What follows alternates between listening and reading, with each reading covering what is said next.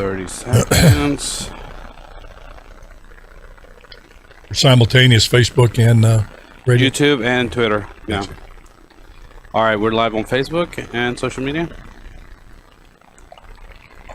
Hey, Facebook, social media, getting ready to go on radio here.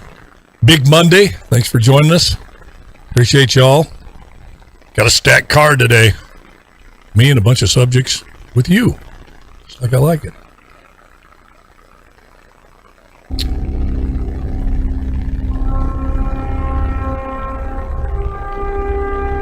From NFL quarterback to Hollywood to the mayor's office and now behind the mic at KXEX, this is the Alan Autry Show.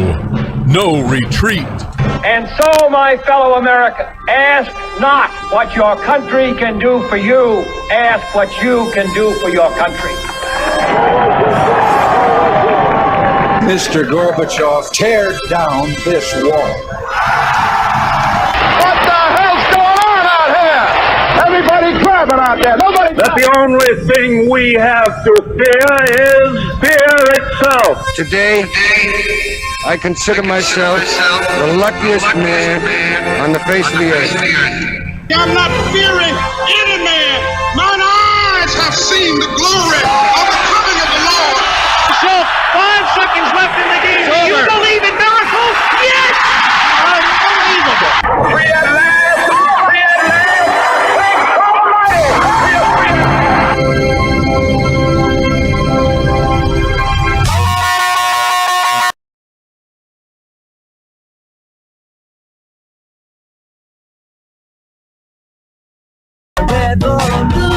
You're listening to the Alan Autry Show on the best talk in town. Talk Radio 1550 KXEX. Call Alan now, 559-899-1550. And welcome to Alan Autry No Retreat. I'm old Alan Autry, and I'm so honored, humbled, and tickled to death to have you with us today. And we do not retreat on this show. We don't retreat from the things that made this country great: God, family, and country.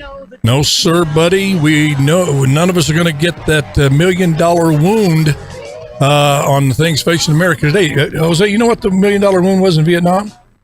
That was you got shot in the butt. So I'm totally serious. And ask any Vietnam veteran, man. It was in Forrest Gump. They talked about the $1 million wound there that you get shot in the butt. Just a little meaty fat back there. You don't get a vital organ unless you like to sit a lot. Well, that probably would have been a vital organ for me. I would have been in big trouble there. But anyway, you know what I mean? It's that was a ticket home. But with no retreat, and we fight this woke war against the WFL, the woke far left, who want to destroy everything we stand for as a country and start over and create a Marxist regime. Boy, that sounds fun, doesn't it? Sounds like something nice to leave our children and grandchildren. But no $1 million wounds here. They won't even get a shot at that backside because we're going to face it head on, straight on, 100% of the time.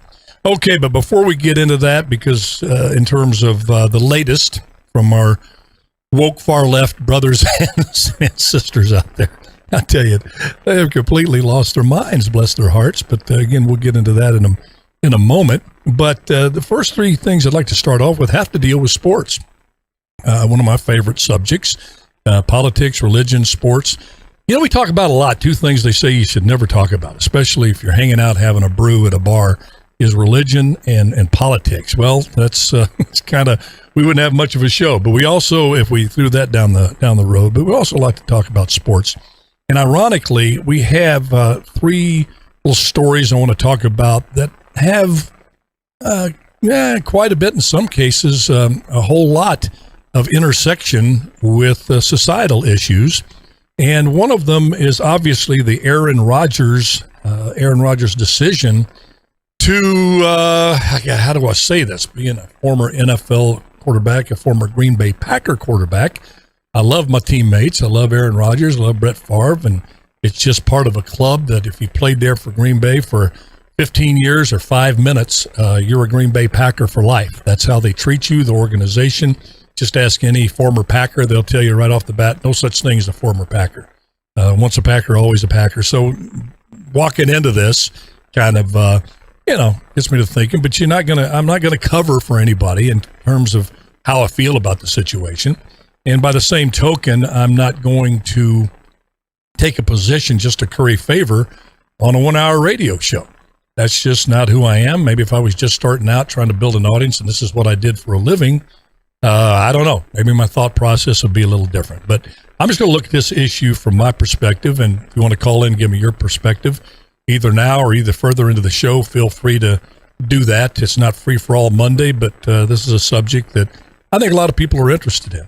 And it's the fact that Aaron Rodgers decided not to take the vaccine, but his way of Kareem Abdul-Jabbar, for example, is hopping mad because he thinks Aaron just flat out deceived, and the NFL and his teammates, putting his teammates at risk by giving the impression that he had been, to quote Aaron, immunized, which, looking back on that, after he got COVID, people are saying, well, was that just a little political way to sidestep and be disingenuous in covering for the fact that you hadn't taken the vaccine. So I guess there's a 43-minute interview on YouTube someplace where you can hear him at length. But the edited version is that he's standing strong. He said he has a personal right to do with his body what he chooses, to put into his body or not put into his body what he chooses. And pretty much that's that. He called out used the term woke, the woke mob, trying to come after and canceling him. He fully expected that to happen. But many in the sports world are really going at him hard. At this point, I really haven't seen anybody come to his defense. And I think part of it, because to be perfectly honest, is Aaron tried to get too cute with it. Rather than just taking that stance, that's my body, I'm going to do what I want to with it. Kind of the position that Kyrie Irving has taken with his team, the Brooklyn Nets. He's yet to play basketball this year in New York. In fact, I don't even know if he's played on the away games. I don't think he has. But his position is, look, this is my body. You do not have the constitutional right to make me put something in my body, and I'm just flat out not going to do it. I think if Aaron would have taken that stance rather than trying to have his cake and eat it too, have it both ways, and every other little cliche you can find to describe his behavior, I think he would be getting probably more support from folks. And he's getting some support. But it's going to be interesting to see how this unfolds, because Stephen A. Smith, the big voice in the sports world, and I don't know really what happened to Stephen A. He's become one of those guys like Eric Dyson, who just sees racism around every corner, every subject, every discussion. If race is not part of the subject, they'll find some way to interject it. You hear Dyson talking about the race in Virginia, the outcome, and how racism, white supremacy played a big part in the outcome when you elect an African-American lieutenant governor and a Hispanic attorney general. I mean, it's just crazy. But anyway, with this thing with Aaron Rodgers, give me a call if you want to speak in his defense. It's going to be, or it is, I think, a very interesting subject. And again, I wish Aaron would have, you're a very smart guy. You can be really smart in terms of having a lot of knowledge in your brain. He's great at this Jeopardy game. I mean, he knows a lot of trivia. Very, in terms of intelligence and probably IQ off the charts. But sometimes you can get too smart for your own good.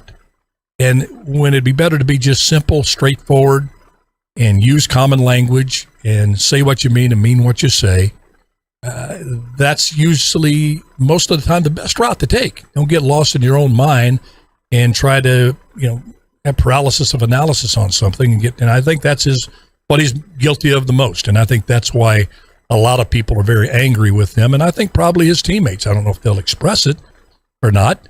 But that right tackle over there, they started 7-1, and there's a lot of money to be had to make it to the Super Bowl. And, the average career in the National Football League is less than 3 years. I think it's 2.5 years. That's not very long for a career in anything. I lasted not quite 3 years. One more year, and I would add a pension. And by the way, that's one of the reasons Tebow tried to come back. If he would have got one more year, he would have got a couple of $100,000 a year in pension. Good reason to come back and give it a try. But anyway, it's going to be interesting to see how this unfolds, how the controversy unfolds. He'll have his supporters, he being Aaron Rodgers, for sure. And he'll have folks that are just going to be madder than wet hens at him and want to see him canceled. So anyway, and I'll tell you the ones that are probably the most angry. I hate to say it because I think if it hasn't already ruined professional sports and college sports, someday you just let it go. It's going to eventually completely destroy the integrity of the game, and that's the gambling industry. We're going to have a whole show on that. All this DraftKings stuff. Used to, you had to go, to a bookie and illegally make a bet on a football game, as if I would know. That's what I heard. Not that I've ever made one of those bets. But the gamblers now, how do they handicap? How do they bring out odds on a game? They thought they had, they took these bets, many for the Packers to win before Aaron Rodgers was sidelined. Then you have Jordan Love, a very inexperienced quarterback, coming in. From what I understand, once that bet is made, you can't unmake it. Those bookies, they have to take it. Vegas has to take it. So that not knowing the totals, that just created havoc in the gambling industry, which I say good. Create havoc in the gambling industry. We need to get the society, that whole thing under control as well.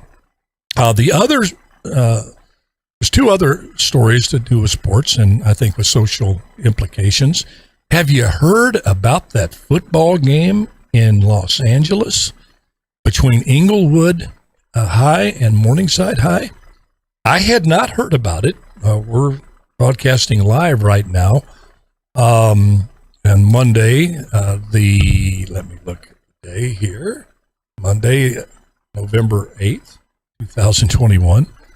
So, had not heard what happened in this ball game, and I'm just amazed to hear that Inglewood High School defeated Morningside High School this past Friday, 106 to nothing.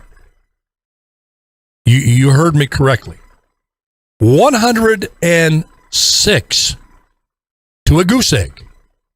Now, these two teams, I'm very familiar with them with my Cal Prep days, Inglewood and Morningside. They have quite a rivalry. But I want to listen. You think that's bad, winning a game to that degree. And you think to yourself, well, did coach Inglewood take the foot off the pedal? Were they that mismatched that there was nothing he can do but keep scoring? That's the first thought that went through my mind. Because they were just so superiorly, Inglewood, physically and game plan wise, and obviously in every way you could measure it, than Morningside this year. But it gets worse. It was 56 to nothing at the end of the first quarter. It was 83 to nothing at halftime. All right? 83 to nothing. And folks, here's the amazing thing. Quarters in high school football are not that long. I think they're like 8 or 9 minutes or something like that. I may be wrong on that, what it used to be. No, I think it were 10-minute quarters. The quarterback for Inglewood High School threw 13 touchdown passes. You heard me correct, 13 touchdown passes, which means when they were up at 83 to nothing at halftime and they come back out, that's when you probably think you put in your second stringer, maybe your third stringer. Heck, you might even bring the cheerleaders in there and let them play. They all want to play ball anyway. Now let the water boy come in, or water girl, or water person, gender neutral world, so I got to remember that, would come in and play. But that didn't happen. And it gets worse. 106 to nothing. So they score. Inglewood scores their last touchdown All right, you following this? So it's 104-0, and they go for 2.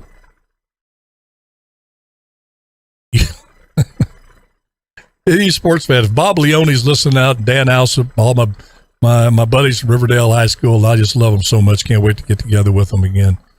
But I know they're shaking their heads. They can't believe this. If they haven't already heard it, they're on the internet right now, I guarantee you. 2, they went for 2. Well, the principal came out, and the principal of Inglewood apologized via, I think, tweet and social media, obviously, for what had happened. But I would ask the principal, you know what, it was 83-0. And did you ever think about going into the locker room and telling the coach, I know this other team, Morningside, they're a powerhouse. And I know you want to make sure they don't come back on you, but 83-0, you might, it's probably pretty safe you're going to win this thing. But he did not. So now the discussion is, did the coach do the right thing? And there's different perspectives here, I guarantee you. This may shock you, but I think having played high school, college, professional football, when you're talking about a score like this, which is going to live in infamy on that team, those players on Morningside, the ones who were on the receiving end of this historical thrashing, they know there's just going to be a lot of jokes. In fact, Saturday Night Live did a skit on it already. But I can almost guarantee you, to a player, they would have rather played that game out the way it went than to have a mercy rule. Have the other team or some official wave it off like you would a fight. You get beat up so bad and they stop the fight. Most players want to play to the end. That would be more demeaning to them as a player, more embarrassing to them as a player, to have that happen. I guarantee you 90% of them. In fact, they asked one of the players, Morningside players, was quoted in social media as saying, look, we got beat, but we played hard all the way to the end. We're proud of that. I said to Matt, who told me about this story early before we went on the show, I said, that kid right there, whatever business I had and I could find out where that kid is, I'd hire him. Because that kid has the things that are going to make that kid successful. Because sometimes life beats you 13-10. Sometimes life beats you 25-0. And life is so brutal sometimes, it beats you 106-0. And you have to figure a way to not give in, not feel sorry for yourself, not feel like a victim, and come back and play the game of life.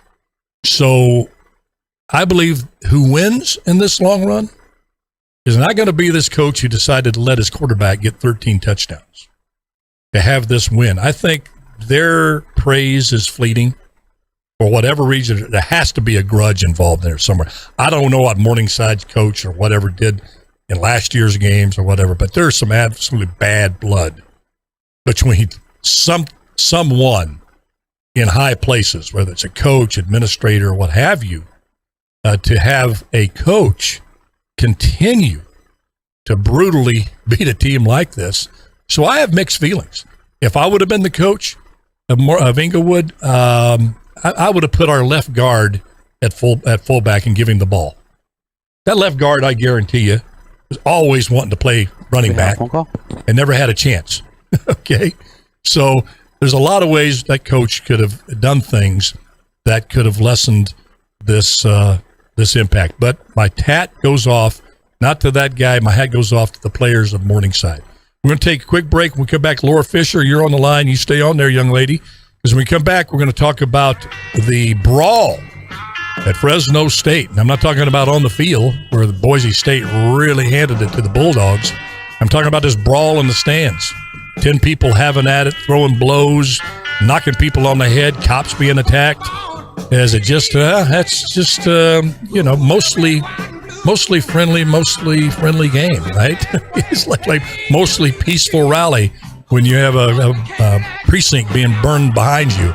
But anyway, we're going to talk about that when we come back. And Laura, you hang on. And others call in. We want to hear from you. We'll be right back.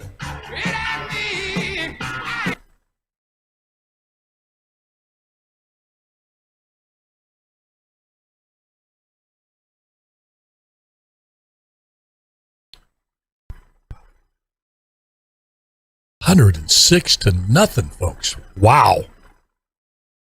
You know, we had a game in high school. We played the Layton Mustangs. Riverdale Cowboys and Layton Mustangs were really rivals. Right up there with Riverdale Carruthers on all the sports, boys and girls, but in particular in the boys' sports. Boy, we just went at each other. In one year, I think it was my senior year, we were a pretty stacked football team. We had talent in every area. And Layton had a down year. And we beat them pretty good. We were up 56-0, I think, halfway through the third quarter. And our coach had our running back, Ulysses Grant. That was his name. Ulysses S. Grant was his name. And he told Ulysses, we got the ball, not to score. And we felt that to mean you go out of bounds and you run for the sidelines. So Uli got the ball, broke through, and nobody was near him, and he runs right up to the goal line, the 1 yard line, and stops. And then he waits for all the Layton Mustangs to come and jump on him. And that was just something. So he was looking around like, what do I do? But that was the closest thing I came. And, you know, and the players, those Layton Mustangs, they played tough. I think they only had, probably 15 players, maybe, at most. And my coach was pushing me to win the Valley Passing Championship, Coach Jack Jordan.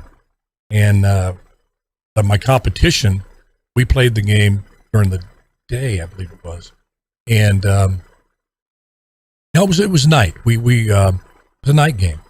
But Rob Adolph, who was my competition out of Dinuba, they were playing later on. And so he wanted to get as many yards. I wound up passing for like 501 yards there in that game, and 6 touchdowns, I think. But wound up winning the Valley Passing title. And those things come into picture too. The 13 TDs that kid threw. I mean, but he also Coach Jordan took me out halfway through the third quarter. 1 minute. So people do things different nowadays. It's not about beating somebody, it's how bad you can beat them. And I don't know if that's too good for society in the final analysis.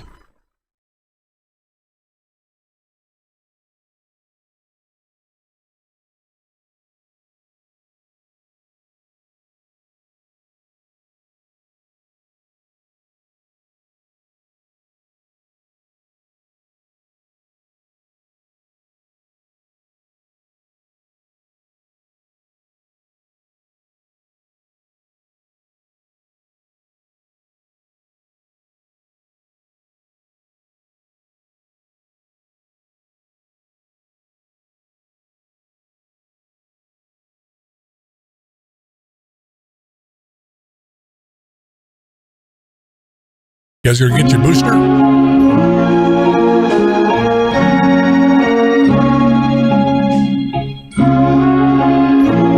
You're listening to the Alan Autry Show on the best talk in town. Talk Radio 1550 KXEX. Call Alan now, 559-899-1550. And welcome back to the show. Alan Autry, no retreat. There's a train a-coming. It's called Freedom, and it started, pulled into a station in Virginia, loaded up a bunch of freedom fighters. In 2022, I think we're going to see a whole lot more on that freedom train as the midterms roll in. Laura Fisher, we got you on the line. Laura, how you doing today? I don't know. Laura, you there? I'm here. Hey, you got some information for us on the Moderna vaccine that Aaron Rodgers... they want him to take? Okay, well, it's not just him; it's everybody. This was in the. I had to take an 8-hour course before I went into the Moderna trial, And one thing that they stressed over and over, and they continue to stress when they send us these little text updates when we go to get our blood work, is that even though I am fully vaccinated, I can still become infected and transmit them to other people.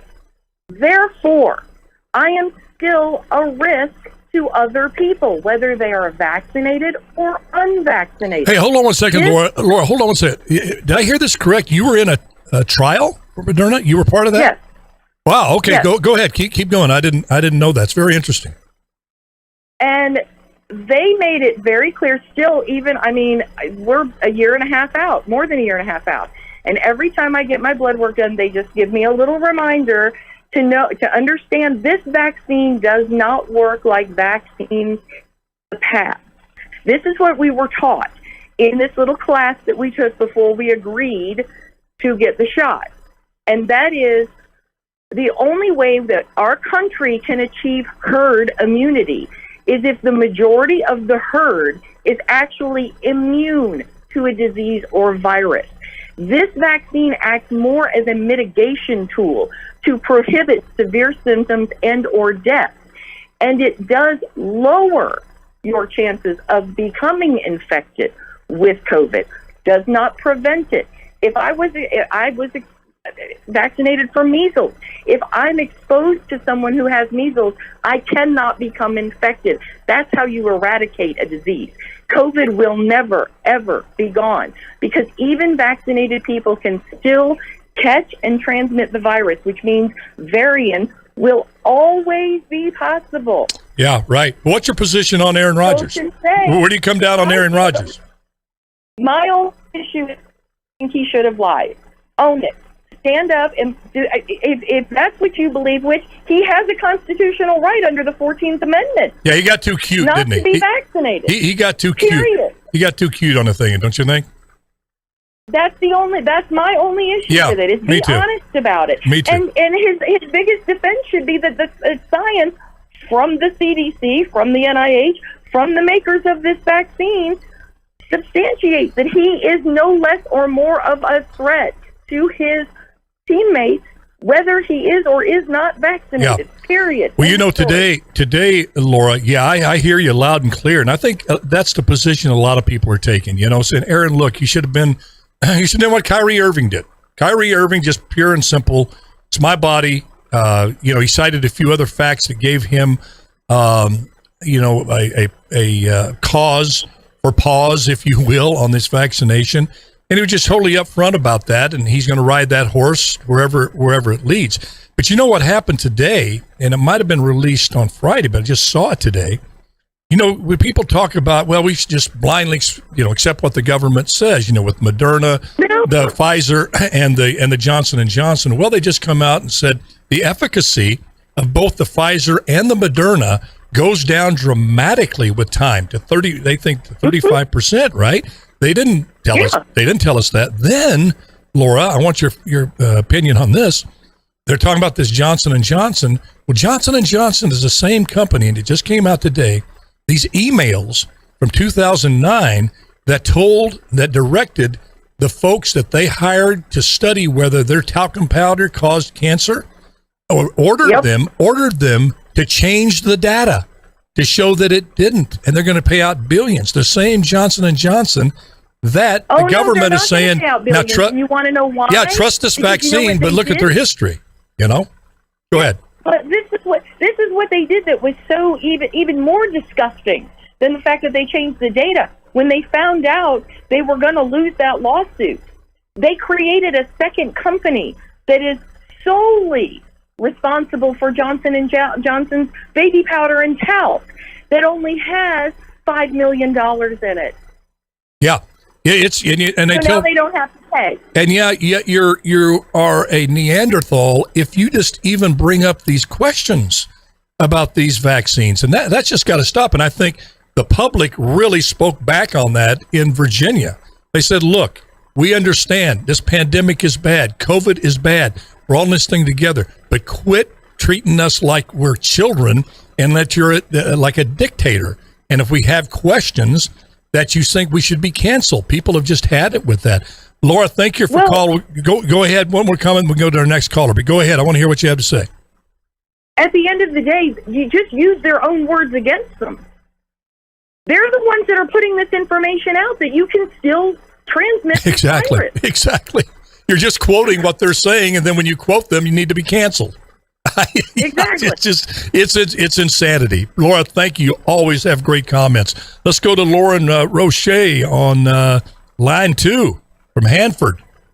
One of my favorite cities. Hello. Good morning, Lauren Roche. What's on your mind? You have a comment on Aaron Rodgers, I see. Oh yes, my I guess mind was just burning when you said that this gentleman stood up for his God-given right of free will.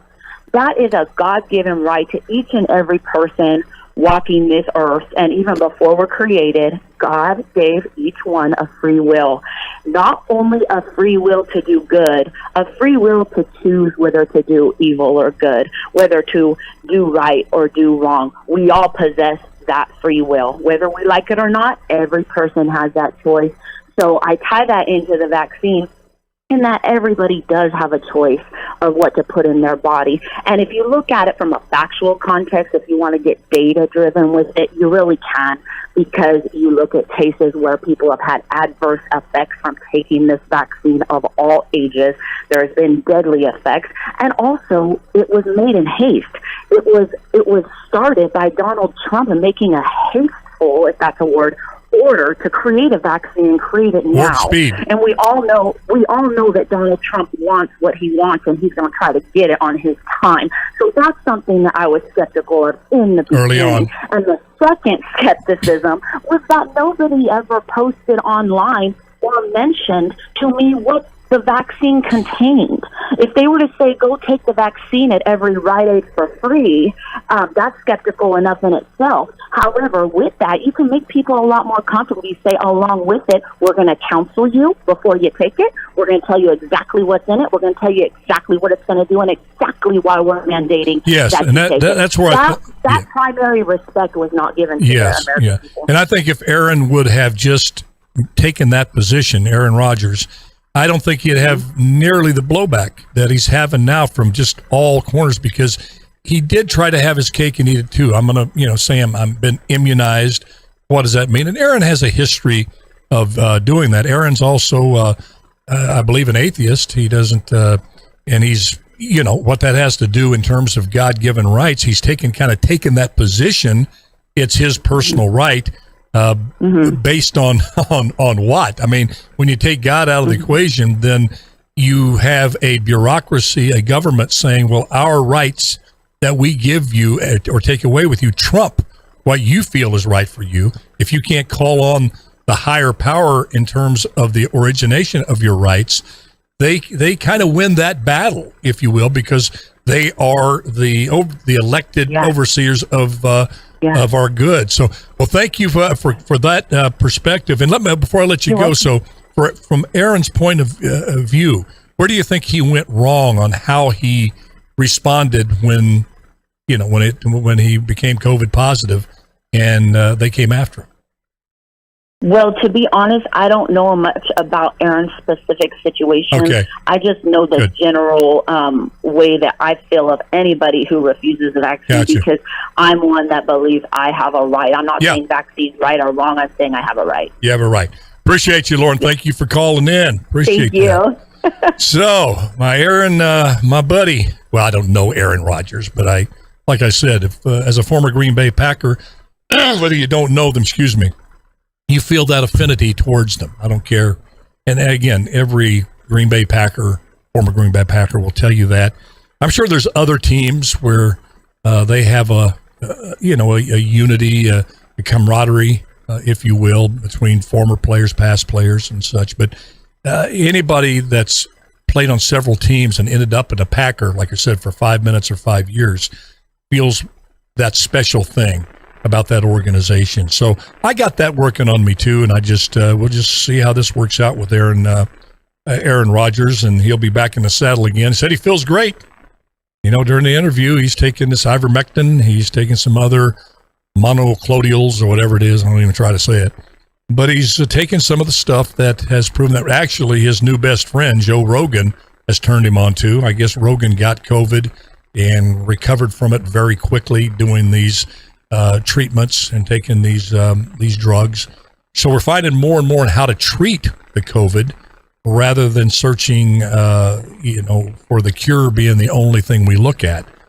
So that's exciting news, knowing that even if you get it going in future, that with these therapeutics, you have an even better chance of surviving, which by today's percentages, even with what we know now, what we're treating it with now, the survival rate's above 90-something%. So that's good news.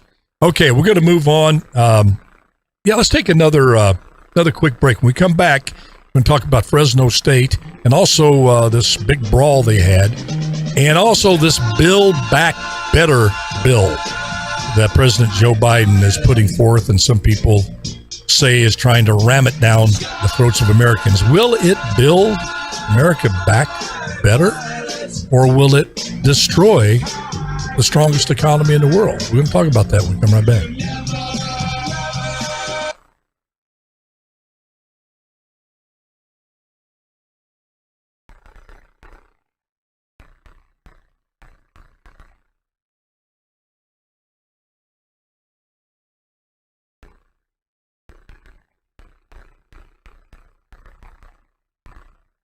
Yeah, that latest report from, I believe it was from the CDC, said the efficacy of these vaccines that we're taking. I took the Moderna, took both shots, obviously. Jury's still out with me whether I'm going to take the booster. I'm kind of leaning towards it, but I have not made my mind up 100%. I'm getting more and more information. It's giving me some concern that I have to research it more on my own and with my doctor. But they're saying that with both the Moderna and the Pfizer, they don't even talk about Johnson & Johnson anymore. I think that the reputation of that vaccine is so tainted, they're not even talking about it. But the efficacy dropping from anywhere from 35% to 75% in some cases. And I want to know more about that. How about you? Where is that data? And I think it's where the government, the Biden administration, CDC, Fauci get into a lot of trouble. They, for some reason, are hesitant giving us information, and it's sometimes really consequential information, meaning the consequences of whether we get that information or not are really impactful in our health, in our life. And they've been, I think, less than stellar, to say the least, to be kind, on how they present that information to us. And again, the only conclusion I can come up with, folks, is they think we're just a bunch of cattle. I think we're a bunch of plebeians that are going to panic. And if they tell us the truth, we're going to start stampedes and trample people to death, running nowhere. I don't know. It's, I think I know, but I'm not going to project my beliefs onto you all. But something's got to give with this government, how they're treating us. There's no doubt about it.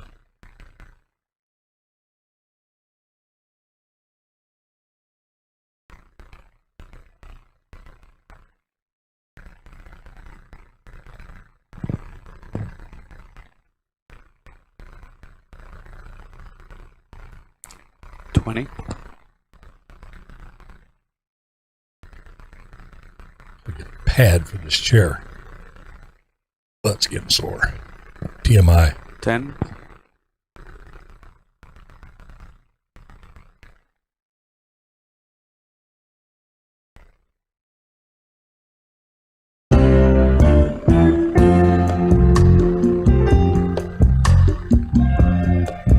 You're listening to the Alan Autry Show on the best talk in town. Talk Radio 1550 KXEX. Call Alan now. 559-899-1550. Hey, and welcome back to the show. Running out of time. Boy, this is the fastest hour and the fastest hours of my life is doing this show because I love it so much. You ever heard that phrase, I went to a fight and a hockey game broke out? Well, here locally, some folks went to a fight and a football game broke out. I'm talking about Fresno State Bulldogs this past weekend suffered a loss, pretty convincing loss to the Boise State Broncos, our rivals, and I guess the frustration boiled over, but who knows? It was alcohol related. They do know that, but a brawl ensued. 10 people, I guess, at the very minimum. One fella fell out of a place off of a railing 5 feet down into the concrete. Blows were thrown, kicks, just it's on YouTube. One Fresno PD officer was arresting one of the combatants, and apparently the combatant's father didn't appreciate that, so he attacked the police officer. That dad was arrested. And, just a few years back, Fresno State made a decision to start serving alcohol at football games again, after years of not serving. The old lust for the buck, every buck you can get, won out. There was a reason why they banned alcohol before at the stadiums. You're going to get underage drinking. You're going to get people sneaking alcohol into the stadium. And this was just inevitable. It's going to happen. And what do we expect when, for the last year and a half, people, in particular our young people, have seen police officers attacked, frozen water bottles, Louisville sluggers upside the head, 14 people shot and killed during the mostly peaceful protests. And when you do get hauled in for a violent crime, you got the Vice President of the United States bailing you out and telling you, the perpetrator of the violence, that you're the victim. Did we not expect this to spill over into all society? At this Astro World thing that happened with the rapper and all the people pushing up against the stage and several people killed at that. What they don't tell you prior to that, some people probably know this and read the whole story, that just prior to that, a group of thugs come running in, stealing the wristbands off of people so they could get into the arena. Did that have anything to do with the panic and the push? I don't know, but all I do know, it's another brazen example of people's disrespect for the law and feel like they can just do anything they want to, violent or otherwise, and the system will do nothing meaningful. On this program, I've put my reputation on the line. I've put friendships on the line to put out this clarion call, this warning about the rising crime all across this country. And in my perspective here in Fresno, because I live here, we're going to feel the crime closest to us. They say when somebody smashes and grabs your car or yanks you out of the car and takes off the car, that's a low-level crime. Well, it's only low-level if it happens to somebody else. When it happens to you, when somebody breaks into your home or somebody just randomly assaults you, that's a major crime. And then when you add that here locally, the murder rate skyrocketing. It's going to rival our record murder rate of the early 90s. And this mayor and this police chief seems content with this casual, everything's under control attitude, no need to worry, laissez-faire policies, while they have press conferences with his dog talking about an animal shelter that's being opened up. Animal shelters are fine. But where's the press conference on this crime? Where's the press conference saying, people of Fresno, we see what you see. We feel what you feel. We understand the fear that you're living under. We just had somebody shot randomly on Highway 41, rammed into a church, just random violence. We had a gunfire. Somebody shot outside Central High School's stadium during a football game. We had this guy come on campus of one of our high schools with a gun, just walking around. Yeah, we've heard nothing from this administration, from the mayor, police chief, the city council. Haven't heard one peep from them on their plan to address this obvious, horrific rise in crime. And it hurts me because the person that's occupying the office is like a little brother to me. Love the man. I just don't know what in the heck is going on. It's not the person I knew that I hired to be police chief, who went out and he cleaned up the crime in this town like nobody had ever seen before. And he did it by putting the bad guys away. And now I see policies where the administration here in Fresno, and I'm sure it's the same kind of craziness around the country. Here in Fresno, this administration is partnering with organizations that are working with known shooters. Now let that sink in. We've talked about it on the show before, but it's important we repeat this. They're working with known shooters of guns. They've known to have shot someone, whether they killed them, wounded them, I don't know, just they're known shooters. And they're working with them trying to incentivize the known shooters not to shoot somebody else. Now, here's a cold, hard fact.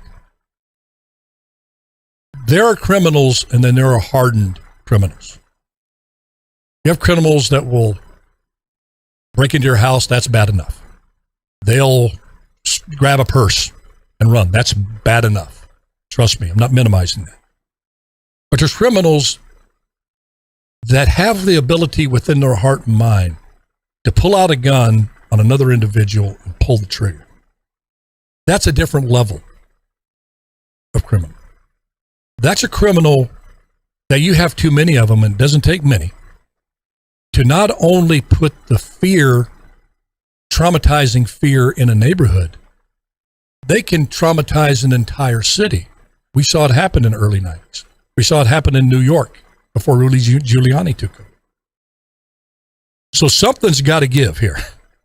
And what we saw at Fresno State was woefully unprepared, was the police force in that instance.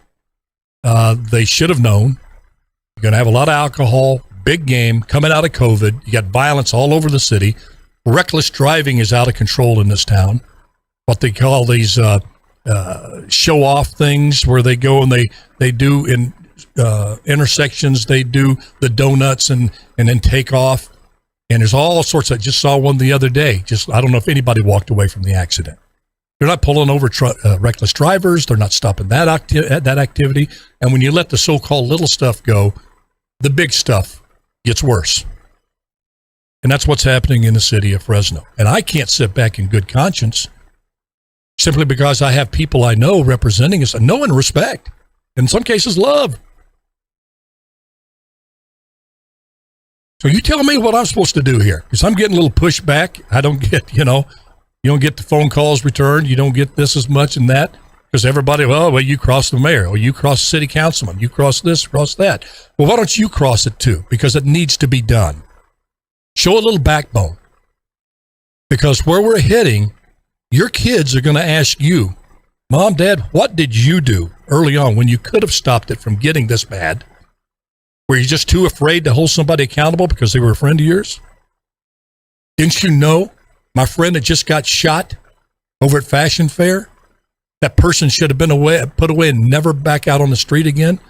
Got a rap sheet from that's a mile long, and you didn't stand up against that. It's that bad, folks. I know I come from a movie background, but I'm not being overly dramatic when I speak like this about what's going on. Crime is out of control, and it's not going to get better. And we're going to wake up, look around, and say, my goodness, what do we do now? And it's not easy to take the streets back. Ed Winchester found that out. You know what he had to do to get them back? He had to put a SWAT team out on the street Thursday night through Saturday night. SWAT team.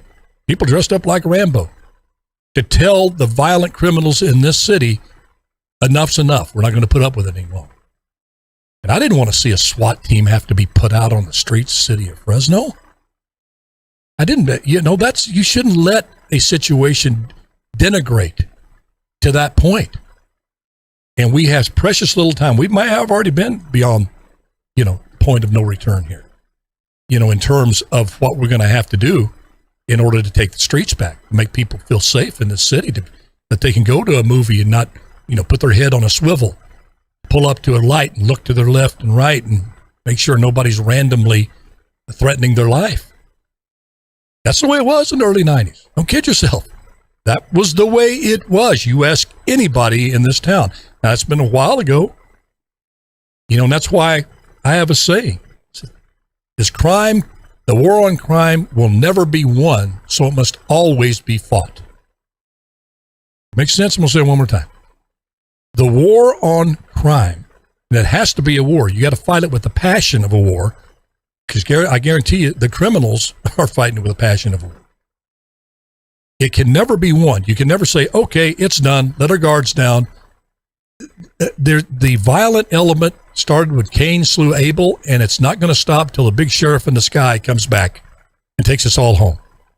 That's just the dark side of man, the evil nature.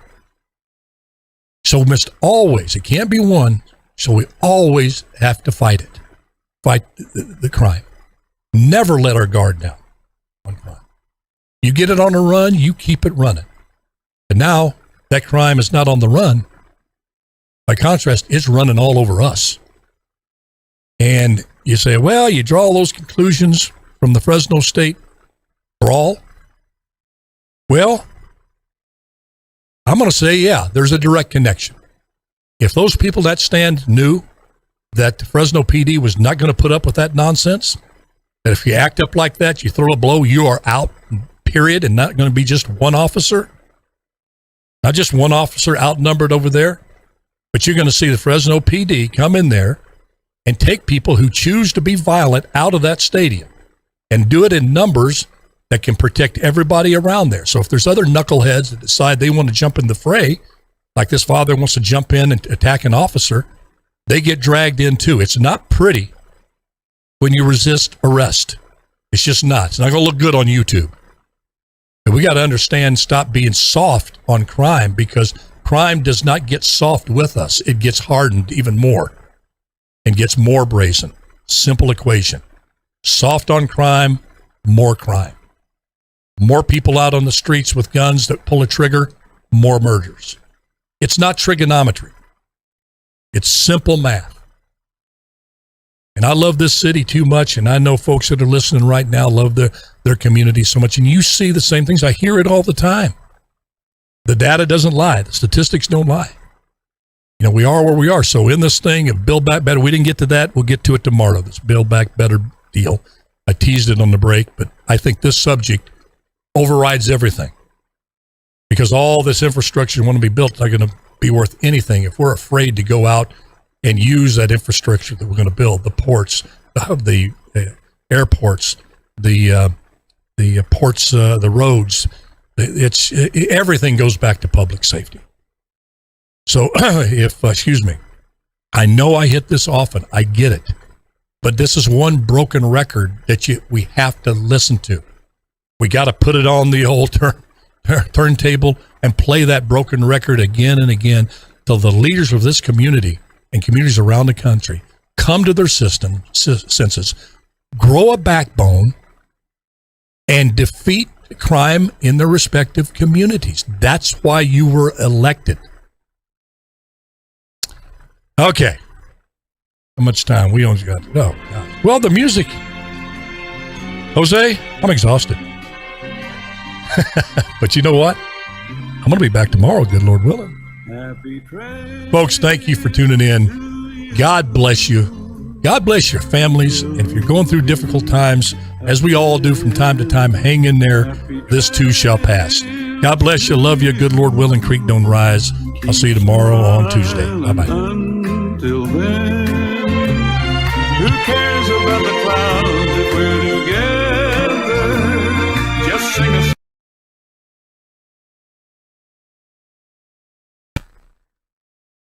how do we go on technical difficulties today, Jose? We had a pretty clean show. Oh, all right.